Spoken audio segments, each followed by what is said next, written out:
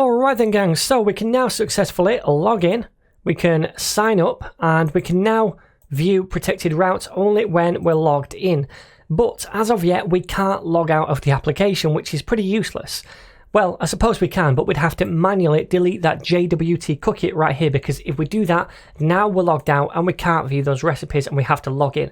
But you can't guarantee that your users are going to know how to do that, to go into the application tab and delete that cookie to log out. That's just not going to work.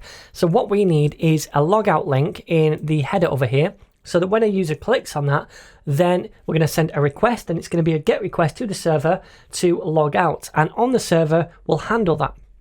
So let's first of all add in a logout link up in the header. So I've already opened the header.ejs file, and I'm just going to paste in this li tag right here with an anchor tag inside that to /logout, and then it says logout.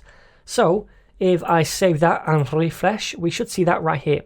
Now, if I click on this and it goes to /logout, then we don't get any kind of response because we've not handled that on the server. So we need to handle that GET request to /logout now. So first of all, inside the auth routes, I am going to grab this and paste it down here. This time we want to react to a GET request, and it's going to be to logout. And this one right here is going to be called logout _ get, because this is a GET request. All right, so we need to make this function inside the controller. So over here at the bottom, I'm going to say module.exports dot, and then it was called logout _ get, and set that equal to a function where we take in the request and the response object, and inside we need to do something. So what do we need to do inside here?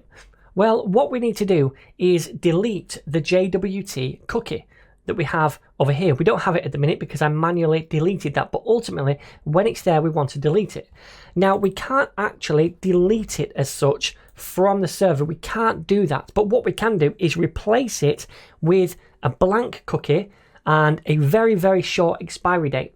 So let me show you this. I can say response.cookie, and then the cookie is going to be called JWT, the same one that we have when we create a token.